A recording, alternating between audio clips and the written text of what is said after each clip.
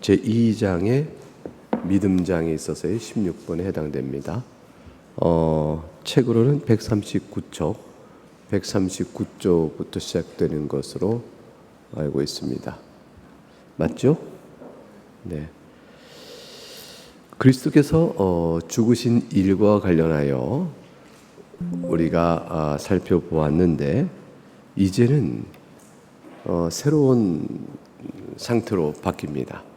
지금까지 내용을 그리스도께서 이 땅에 오신 일과 십자가에 죽으시고 장사 지내시고 무덤에 3일 동안 계시는 일들을 그리스도의 사역과 관련해서 설명해 나갈 때 비하의 상태 속에서 이루신 일이다, 이렇게 얘기해요.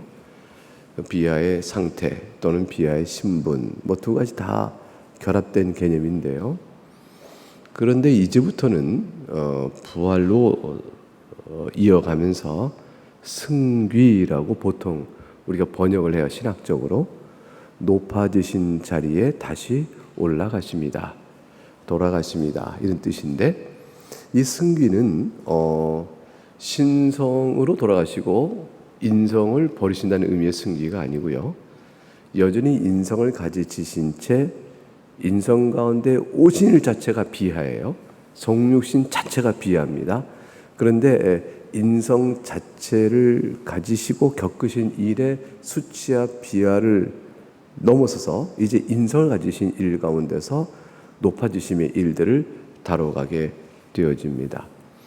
그러니까 그리스도께서는 이 승귀의 상태 속에서 어떤 신분적 위치를 가지시고 행하시는 여러 일들이 있는데, 부활이요, 승천이요, 하나님 우편에 앉으심이요, 우리를 위하여 중보하시는 중보자로서의 기도, 그걸 하시는 분이시죠. 이러한 모든 일들이 인성을 가지고 하시는 일이에요. 여전히 신성과 인성을 지니신 분으로 하시는 일입니다. 근데 부활 때부터는 더 이상 인성을 안 가고 계시다, 이렇게 생각하면 안 되는 거죠. 승천하셨으니 인성이 없다, 그러면 안 되는 거예요. 그리고 하나님의 우편에 앉으셨는데 그건 신성으로 돌아가시고 인성을 이제 버리신 것이다, 그렇게 생각하면 안 되는 거죠. 여전히 인성 가지고 계셔요. 돌아오실 때, 재림하실 때, 그때 인성을 가지신 사람의 모습을 같이 오시는 거예요. 그러니까 신성에 따라 말씀이신 그분께서 인성을 따라 양성을 지니신 중보자로 우리에게 나타내시니, 그분은 곧 하나님이시요 우리와 같은 사람이신 겁니다. 부활의 내용을 우리가 사도신경에서 고백을 하죠. 그래서 16번 세션에 가면, 나아가서 우리가 제3일에 그가 죽은 자 가운데 살아나신 것을 믿는다. 죽은 자 가운데 살아나셨다 하는데, 그런데 죽은 것은 어떤 죽음을 당하신 것을 의미하느냐? 예수님께서 당하신 죽음은 우리가 이미 앞서 설명한 것처럼 인성에 따른 영혼과 몸을 가진 인간으로서 영혼과 몸이 분리되어 몸이 더 이상 기능치 않는 상태, 그것이 이제 죽음이죠. 그래서 보통 자연인 우리들은 중생한 이후에도 여전히 부활의 몸, 다시 그리스도께서 새로운 몸을 주시기 이전까지는 이 땅에서 성도라 할지라도, 중생자라 할지라도 그 몸이 썩습니다. 영혼이 우리 몸을 떠나면 몸은 부패를 시작해요. 여전히 죄 중에 있는 자연적 이치에 따라서 하나님께서 성도의 몸도 거룩하지만, 그리스도 안에서 거룩한 몸이지만, 그러나 다시 완성될 그날까지는 썩게 하십니다. 근데 그리스도께서는 몸이 안 썩어요. 그리스도께서는 죄 중에 자신의 죄로 죽으신 분이 아니시고, 그분은 거룩하신 분이기 때문에 몸과 영혼은 분리됐지만 몸이 썩어졌다가 부활하신 게 아니에요. 그리스도의 육신은 썩지 않은 채 3일 동안 보존하십니다. 그 3일 동안 계시는 동안에 죽음이라는 상태를 경험하셨다는 것은 몸과 영혼이 분리됐다는 뜻이에요. 그래서 그 분리된 상태에 있고 그리스도의 장사짓는 3일 동안의 무덤에 계신 동안을 우리가 뭐라고 말하냐면 그리스도의 안식의 상태다, 이렇게 얘기해요. 안식의 상태, 실질적으로 안식의 상태예요. 근데 우리는 성도의 죽음을 통해서 우리 몸이 썩고 화장하잖아요. 썩을 것이니까 화장하죠. 화장하나 썩으나 둘 다 분해되고 해체되는 건 똑같으니까 몸의 해체를 겪는데, 그 몸의 해체를 겪는 방식이 화장이든 매장이든 관계없이 우리의 몸은 이 땅인 동안 그렇게 믿지 않는 자와 다를 바 없이 사라지지만, 그러나 성도의 죽음 자체는, 그 몸 자체는 믿지 않는 사람들이 죽음을 겪는 몸의 상태와 같다라고 말하지 않아요. 어떻게 다르냐면, 그들은 형벌적 죽음에 따라 몸이 이 땅에서 이미 해체되는 고통을 맛보는 것이로되, 성도는 몸과 영혼은 분리되지만 그 영혼이 즉각적으로 낙원에 이르기 때문에 몸의 상실로 인한 해체의 고통이 형벌이 아니에요. 그건 아니고 몸은 다시 오실 그날까지 그리스도 안에서 안식한다, 이렇게 설명해요. 그러니까 성도의 썩은 몸은 더 이상 내가 그로 인해 안타까우고 속상해하고 괴로워하고 내 몸이 썩었다 이렇게 아니고, 영광스러운 몸을 약속받은 성도로서는 이 땅의 죽음으로 벗어난 몸이 안식하고 있다 생각해요. 그 몸이 부활 때에 우리 구성했던 이 몸의 물질적 또는 화학적인, 그죠? 화학적 요소겠죠. 그것들이 내 몸을 구성했던 화학의 특정 성분이 있을 수 있잖아요. 내 몸에 지금 가령 내 몸에 질소가 있다. 그럼 그 질소가 공중에 있는 질소와 달리 내 몸을 구성한 질소라는 특정 질소가 있지 않을까요? 그거를 찾아내서 다시 다 결합시킨다, 그런 거는 아니에요. 어떤 이들은 그렇게 주장하는데, 로마 캐톨릭은 그렇게 주장해요. 근데 그건 아니고, 이 땅에 구성했던 몸과는 다른 몸을 입을 것인데, 몸이란 연속성은 가져요. 왜냐하면 인격은 영혼과 몸이 결합된 인성과 맞물려서 활동을 하거든요. 김병훈이라는 인격이 있는데, 이 인격 자체를 규정하기 어렵습니다. 이 인격 자체를 어떤 실체로 말할지 이게 어려워요. 근데 인격은 개성적 연속성, 관념적인 게 아니고 실체적으로 있다고 생각하는 거죠. 근데 그 인격성이 나라는 구체적 인간으로 드러나 여러분 앞에서 한 개인 활동하게 될 때, 여러분과 똑같은 몸과 영혼을 가지고 있으나 제가 저인 까닭은 저에게 주어진 인격성 때문이죠. 그 인격성은 영혼이 아니에요. 영혼은 인성에 속한 거기 때문에.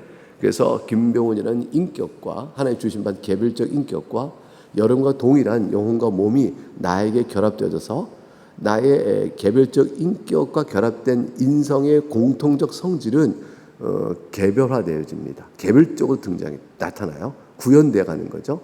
그래서 공통된 인성을 가지고 있으나 나라는 개인한 사람을 구현시키는 나에게서 인격이 있어요. 그 인격이 영혼과 함께 있는 거죠. 지금 낙원에 죽게 되면 영혼과 함께 있으면서 이 땅에 벗어진 몸은 썩고 있지만 안식하고 있다라고 신학적으로 표현하는 것은 뭐냐면, 약속된 영광의 몸을 받고 있기 때문에, 그걸 약속을 바라보기 때문에 우리 몸은 안식하고 있다라는 식으로 신학적으로 설명하죠. 예수님께서는 지상에 가졌던 몸이 나중에 부활하실 때 변합니다. 영광스러운 몸을 변하지만 이 땅에 계시는 무덤 안에서 썩어서 썩는데 그것이 부활의 몸으로 됐다고 생각하지 않아요. 그대로 그 시신이 그대로 보존되어 있다가 부활의 때의 영광스러운 상태로 이렇게 바뀌시는 거죠. 그래서 생전에 뵀던 주님의 몸과는 다른 몸의 부활의 몸을 주님은 목도합니다. 빛이 나는 몸을 목도하고, 주님께서는 우리가 이해하지 못하는 특별한 공간적 또는 지배력을 갖고 계시고 다니시게 되는 형태로 성경에 기록되어 있죠. 그래서 이제 몸은 안식하고, 신학적 정리예요. 구체적으로 그것이 물리적으로 어떤 것이냐, 물질적으로 어떤 것이냐라고 설명 다 못합니다. 다만 주께서는 장사인 3일 동안에 무덤에서 3일간 그의 몸은 안식 상태에 계시다가, 그러다가 3일 후에 부활하시니 낙원에 이르신 그리스도의 영혼이 그 몸과 다시 결합을 하는 거죠. 결합하여 인성에 따라서는 부활한 상태로 40일간 이 땅에서 제자들에게 하나님 나라에 관하여 가르치신 후 그 인성을 가지시고 승천하셔 낙원에 다시 들어가시는 겁니다. 그러니까 주님께서는 죽음 즉시로 그 영혼이 낙원에 계시다가 부활하여 몸과 결합하여 지상에 40일 계시다가 승천 후 부활한 몸으로 낙원에 가시는 것이다. 이렇게 할 수 있습니다. 인성에 따라서 그러신 거죠. 신성으로는 항상 어디나 계셔요. 신성은 항상 어디나 계십니다. 그래서 위에 셋째 줄 16번 세션에 그가 다시 살아나셨다라는 것은 한참 참 이제 그것은 하나의 참 인간이 되어 이제는 더 이상 죽을 몸이 아니요 죽지 않을 몸이란 거죠. 죽을 몸이 아니고 죽지 않을 몸이에요. 몸과 영을 받되 부패되지 않고 영화된 상태임을 말한다. 우리는 그 부활의 능력이 우리로 하여금 죄의 죽음에서 일으켜 의롭게 된 상태에서 생명과 의의 새로움을 얻게 한다고 믿으며, 죄의 죽음이란 것은 보편 인류가 아담 때문에 당하여야 되는 과정이죠. 거기서 우리가 건짐을 받아서 죽음의 의미가 달라졌지만 죽음이라는 경과는 거치게 된 거죠. 그 성도의 죽음은 절차적 과정상 모든 보편 인류가 아담 아래에서 겪어야 하는 것이로되 성도에게는 그 의미가 달라진 거예요. 그 성도에게는 형벌적 죽음이 아니라 영생으로 가는 절차상 경과적 죽음으로 의미가 달라져 버린 겁니다. 그래서 우리가 장례 치를 때 천국 입성 예배 이렇게 막 이름 막 붙이는데 그 전혀 틀린 말은 아니에요. 그때 그 천국은 낙원을 의미하는 거죠. 재림하 이루시는 하나님 나라도 아니고 이 땅에 임한 하나님의 말씀을 가지고 역사하시는 성령의 통치에 따른 하나님 나라의 다스림도 아니죠. 그때 천국이라는 것은 그냥 순수하게 낙원이에요. 그래서 천국 입성이, 천국의 개념이 이렇게 다양할 수 있는 거니까 정확히 말하면 낙원 입성이죠. 낙원 입성. 그래서 이제 성도의 죽음은 그 의미가 달라졌다. 그러나 이렇게 아담 아래에 있는 인류로서 죽음이라는 절차는 거친다.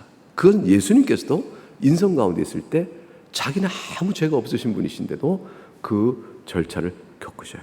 그 왜 그러냐면 우리 죄를 위하여 대신 죽으셨다는 사실을 보여주는 구속사적 필요 때문에 죽으시는 거예요. 그러나 그분의 죄 때문에 죽음, 원죄 아래에 있어서 죽거나 그런 것이 아닙니다. 예수님은 원죄 아래에 있지 않고 예수님은 성령 안에 이미 거룩하신 분으로 출생같이 오고 인성만 갖고 계신 것이거든요. 그렇기 때문에 다르다. 그래서 예수님의 죽음은 대리속죄의 일을 해당하시는 사역적 필요에 따라 죽으신 것이지 그분 자신의 죄로 인해 죽은 것이 아니다. 그래서 우리는 그 부활의 능력, 예수님의 부활의 능력으로 우리가 죄의 죽음에서 이제 일어납니다.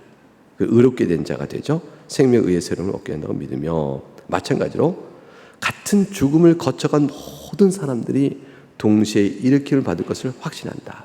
이 확신의 모든 근거는 예수님의 부활에 있어요. 고린도전서 15장에 그리스도께서 부활을 안 했다면 우리가 가장 비참한 자라 그러는 거예요.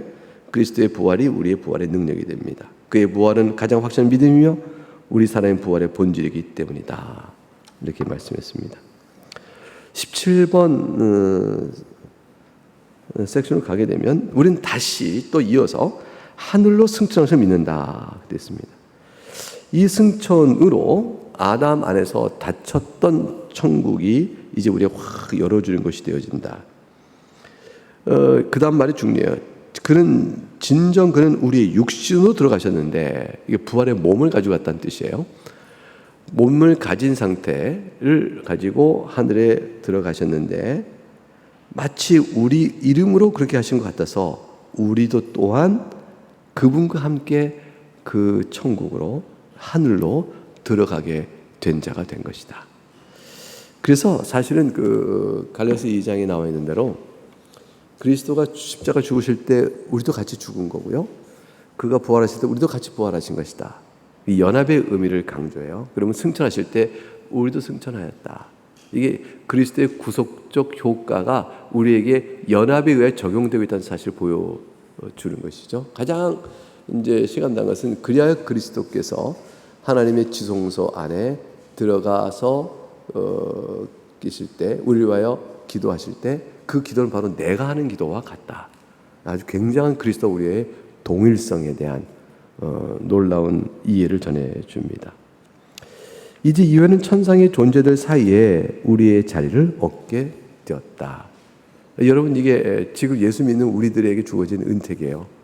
그러니까 우리는 이제 예배당에 여러분 자리 있으세요? 예배당에 지금 앉는 자리 되게 거기 앉으시죠? 거기 항상 거기 앉고 여기 앉으시는데 여러분 자리잖아요. 근데 거기 여러분 다른 사람이 앉으면 갑자기 나보다 한 발 먼저 와서 거기 앉으면 좀 어색하죠. 그 다음에 어디 가서 앉아야 되나 이렇게 되고 툭툭 건드리고 싶죠. 여기 내 자리예요. 그러고 싶을 거예요. 그래서 그 사람이 네? 이러면 내 자리라고요. 짜증나게 왜 먼저 앉아요? 이렇게 될 거예요. 예배 내내 신경이 쓰여서 거기에 내 자리인데 저 사람이 왜 앉았지? 다음 주 정말 일찍 와야겠네. 뺏기지 말아야지 이런 생각도 안 들까요?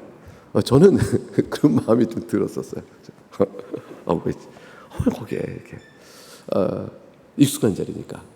근데 예배당 자리는 바뀔 수 있어요. 근데 천국의 여러분 자리는 안 바뀌어요. 그냥 이런 자리가 있습니다. 물론 공간적 지정된 자리가 있는 건 아니죠. 회원권이에요. 천국에 소속된 멤버십이죠. 그 멤버십이 취소 안 되고 탁 새겨져 있는 겁니다. 놀라운 일이죠. 이거는 안 지워져요. 생명책에 기록된 이름이기 때문에. 그래서 계시록에 나온 것처럼 생명책에 이름이 기록된 자는 다 은혜로 영생을 얻고 그 생명책 이름이 기록되지 않은 자는 또 다른 책이 있는데 그 책에 기록된 행위대로 심판을 받습니다. 그러니까 전혀 다른 책의 이름이 기록되어 있는 거죠. 우린 또한 그가 육신으로 나타나신 것과 꼭 마찬가지로 아버지 우편에 앉아 계심을 믿는다. 우편에 앉았다는 말은 좌우 공간 개념은 아니죠. 당연히 하나님께서는 영적 무한한 영이시고 편지하시잖아요. 그러니까 무한한 영이시고 편지하신 하나님의 공간 개념 좌우가 어디 있어요? 근데 이 우편인 것은 능력과 권위의 동등성을 뜻하는 거죠. 그래서 하나님 우편에 앉았다는 것은 인성 가운데 계신 그분께서 신성과 인성을 가지신 제2격 하나님으로서의 모든 권세를 다 행하신다라는 거예요. 그러면서 동시에 중보자로서, 중보자는 뭐냐면, 중보자라고 말을 항상 기억할 게 뭐냐면 신성만을 가지신 제2격 하나님이 아니시고요, 인성도 함께 가지신 분으로서의 중보자예요. 이게 중보자는 죽으실 수도 있는 거죠. 인성을 따라서는. 그래서 이 땅에서 그걸 하신 거예요.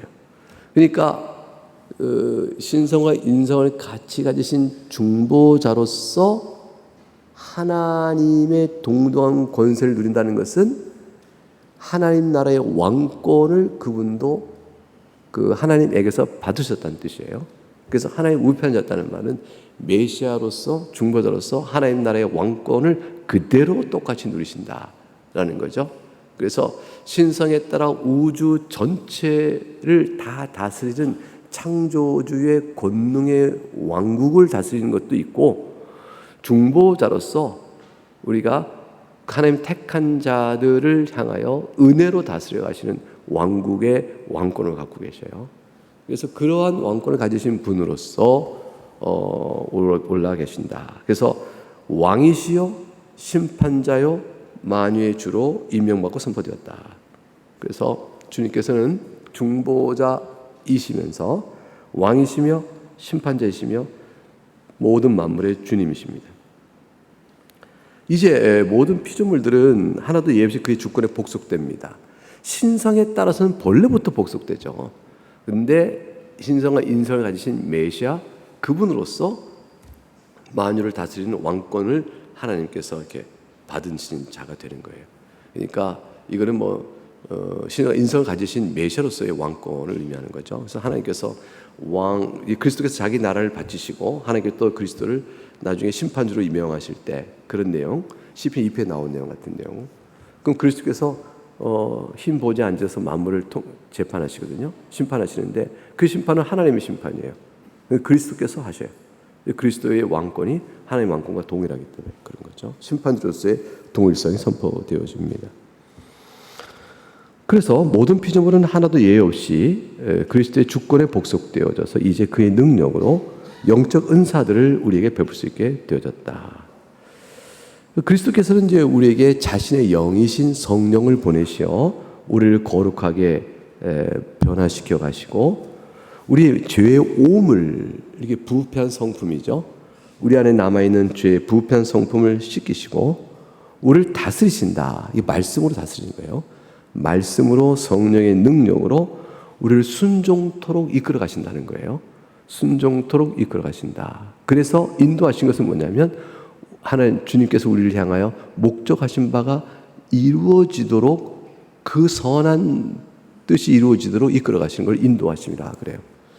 그러니까 주님께서 우리를 향한 선한 뜻들은요, 반드시 말씀을 가지고 일하시는 성령의 다스림을 통하여 그것을 이끌어 가셔요. 그 일이 있도록 하기 위한 여러 가지 가장 영적인 수단은 교회 주신 받은 은혜의 수단들이에요.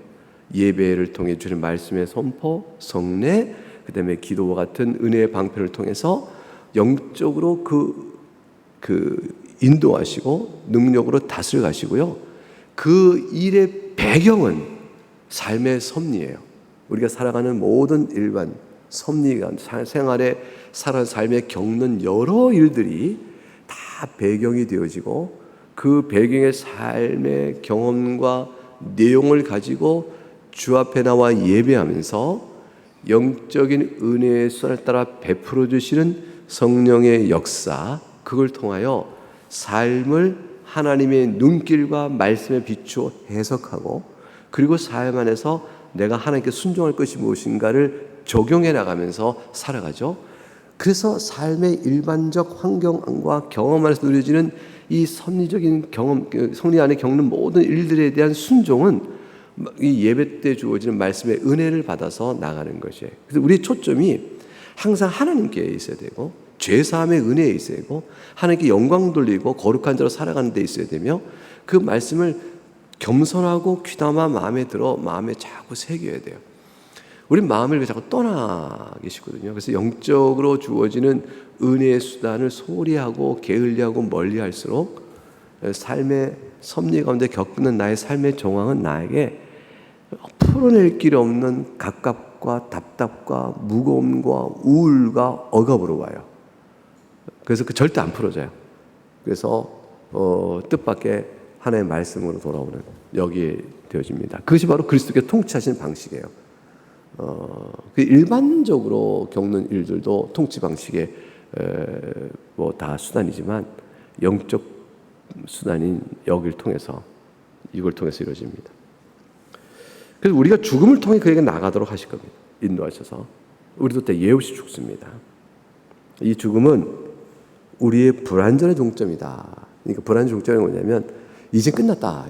이 땅에 살면서 그토록 우리를 완전함을 소망하지만 실체적으로는 불완전하여 그 가운데 겪어야 했던 갈등과 또 어려움, 한편으로는 주의 말씀에 순종하여 기쁨을 누리면서도 또 한편으로는 연약한 자로 살아야 했던 불완전한 여러 모습들, 이런 것들이 있어 왔는데 이게 끝났다는 거예요. 끝났다는 건 뭐냐면 불완전함의 종점은 뭐냐면 이제 완전해져요. 어느 순간에 우리가 죽는 그 순간에. 그러니까 육체 죽음을 내가 겪는 그 순간에 내 영혼이, 내 몸은 안식해야 되는 상태로 들어가면서 내 영혼이 누리는 그 기쁨은요 말할 수가 없는 거예요. 이게 성도의 죽음은 그래요. 성도의 죽음은 두렵고 고통스럽고 막 무서워, 이 미지의 세계를 어떻게 하나, 이런 게 아니고요, 약속된 죽음 이후의 모습이 환하게 보이는 거죠. 그래서 죽음이 다가오는 순간 주여 내 영혼을 받으시사 나를 거룩히 하시사 주를 눈으로 뵙게 하옵소서 라고 하면서 되는 순간 숨이 넘어가는 순간에 또 어떤 순간에 되는 순간에 바로 우리 영혼은 즉각적으로 불완전의 종적을 끝나고 완전함으로 넘어가요. 그래서 순결해지고 거룩해집니다. 완전 성화가 되어져요. 그토록 주님 배울 걸 기다리며 거룩해질 소망했던 여러분의 소망이 응답받는 순간이 되어지죠. 그게 축복의 시작입니다. 이 축복은 이 땅에서 영육간에 사는 동안에 물질로 받는 축복, 또 삶의 평안, 마음의 위로 이런 축복이 아니고요.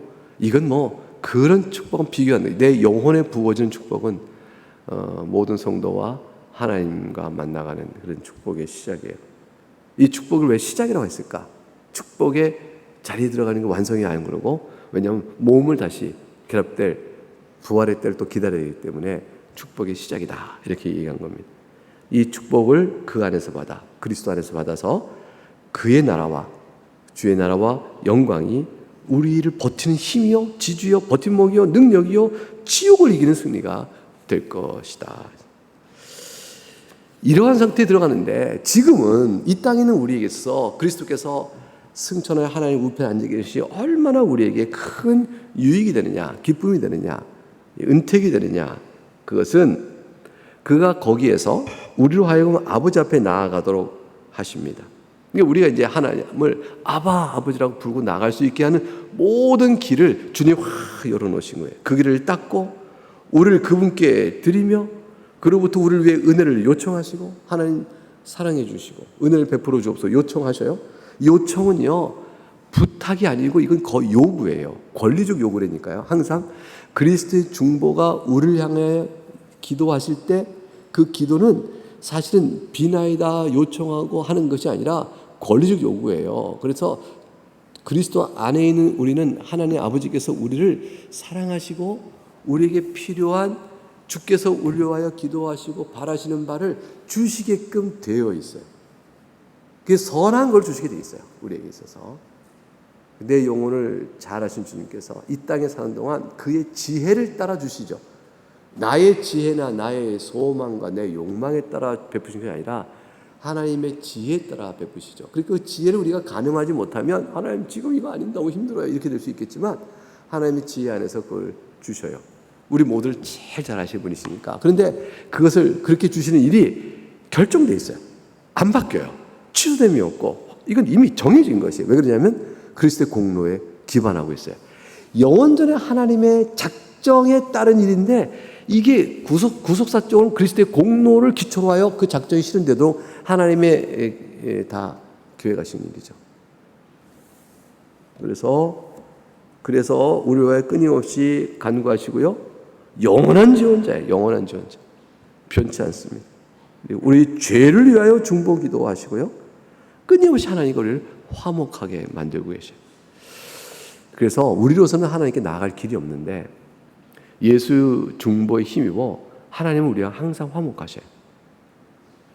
죄를 하나님이 괜찮다 하시고 화목한다는 뜻이 아니에요. 왜냐하면 그리스도의 중보라는 것은 죄를 미워하시고 정죄하시는 일이 전제되고 있는 거니까. 그러므로 그리스도의 중보로 죄 사함 받고 또 성령의 능력으로 죄 씻음 받으며 하나님과 화목하는데 성도의 죄 씻음, 죄와 싸워가는 거룩한 일은요 하나님과의 화목이라는 것을 통하지 아니하면 안 이루어져요. 그러니까 성화는 저주의 두려움으로 되는 것이 아니고 죄인을 그리스도 안에서 사랑하고 계신 화목과 화해의 하나님을 바라보면서 성화가 이루어지는 것이에요. 그러니까 하나님의 죄를 미워하시는 진노에 대한 두려움은 우리로 하여금 죄를 억제케 하고 방종치 않도록 막아주지만 하나님과 화목하게 만드는 힘이 아니에요. 그것은 하나님 여전히 두려운 부분으로 남아있을 뿐이에요. 근데 하나님과 화목하게 된 것은 그리스도 안에서 용서를 받아 우리를 사랑의 눈으로 보고 계셔라는 이 놀라운 사실에 대한 확신, 이 감사, 이것 때문에 하나님하고 엎어지면서 아버지의 사랑을 받아들이게 되고 하나님과 사랑의 관계를 나가게 되는 거죠. 그래서 거기서 화해가 이루어져요. 그러니까 화해는 그리스도 안에서 항상 하나님께 우리에게 약속되고 있는 것이다. 그러니 자신이 어떠한 상태에 있다 할지라도 그리스도의 중보를 꼭 의지했으면 하나님께 나가고 그리스도 안에서 우리를 사랑으로 보시는 하나님을 믿고 의지하라. 율법의 저주의 심판의 하나님이 아니요, 이건 두려움과 무서움이잖아요. 그 용서를 주께 받았음을 생각하고 담대히 하나님을 바라보며 나아가라. 이게 그리스도의 중보의 유익 중에 유익입니다. 그러므로 비록 하늘에 오르심으로써 우리 시야로부터 그의 몸을 감추셨지만 여전히 신자와 함께 있어 도움과 힘이 되시고 내가 너와 함께 영원히 함께 있으리라 하셨잖아요. 세상 끝날까지 그 현존의 분명한 능력을 보여주시는 것이다. 이것을 약속하셨다. 마태복음 28장 20절의 말씀 기록되어 있습니다. 마지막으로 18절은 그가 다시 오실 것을 우리가 믿는다. 올라가셨을 때 모습처럼 그대로 마지막 날에 모든 사람에게 일시에 나타나실 때 산자와 죽은 자를 심판하시는 위엄으로 하늘로부터 볼 수 있는 모습으로 내려오실 것이다. 그때 아직도 살아있는 자와 이미 죽어 데려간 자 모두를 심판하실 것이다.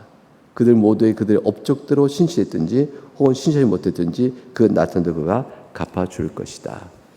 어떻게 지구는 둥그런 공인데 주님이 오실 때 일시에 볼까? 브라질 쪽에 주님이 딱 오시면 우리는 지구 반대쪽에 못 보잖아요, 주님을. 그러면 중계 방송으로 봐야 되나? 뭐 이런 엉뚱한 생각을 하는데 이거 사실 생각 다 해요. 여러분 어떻게 보실까요? 주님 오시면 일시 우리가 어떻게 볼까요? 그거는요, 이 땅에 살아있던 사람들은요 공중에 들림을 받아요. 변화돼서. 그리고 먼저 죽은 사람은 주와 함께 낙원에서 같이 주님과 내려와요. 그래서 그렇기 때문에 모든 사람이 다 함께 모이는 것이 둥그런 지구에 여기저기 흩어져서 주님 보는 게 아니에요. 그리고 주님 뵌 다음에 주께서 그 다음 일을 해 나가시는 거죠.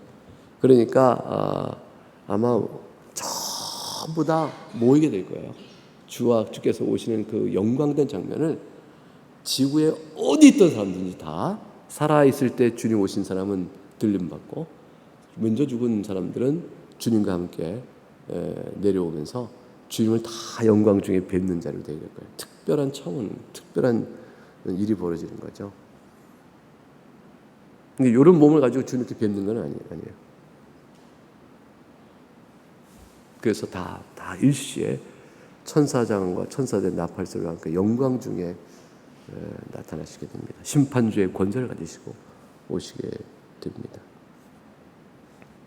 마지막 19세션 그러므로 우리 구원의 전체와 그 부분들이 이렇게 그리스도 안에 집약되어 있는 걸 보게 되는 거로 구원의 가장 작은 한 부분이라도 다른 것이 있는 것처럼 생각지 않도록 주의해야만 하겠다. 그리스도 안에만 하늘의 보화, 영생, 그 모든 좋은 것들이 다 감춰져 있다. 그래서 주님만 의지하면 어떤 좋은 것이든지 다 그분을 통하여 충만히 우리에게 이루어진다. 이 모든 일이 반드시 올 거라는 것을 확실히 믿고 그의 말씀을 의지하면서 주의 재림 때를 바라보고 기다리며 살아가는 우리 모두는 이 땅의 선한 일에 참여하지 못하는 일이 결코 없을 것이다. 믿음의 삶을 살아가며 성령을 따라 살아가는 성도의 복됨을 누리지 못할 것이 없다. 그래서 이 땅에서 질병과 사망과 슬픔과 곤고와 아픔과 환난 또는 배신과 낭망 어떤 일을 겪더라도 그리스도 안에 있는 사람은 현세적 고난 속은 우리가 당한다 하지만 장래받을 영광을 바라보면서 그리스도 안에서 이 땅에서 성도로 살아가기에 충분하다. 이런 말씀을 칼빈은 사도신경을 풀이하면서 우리의 개혁신학과 성경의 가르침대로 우리에게 알려주고 있는 것입니다. 이것이 우리의 또한 고백이 되기를 바랍니다. 기도하겠습니다.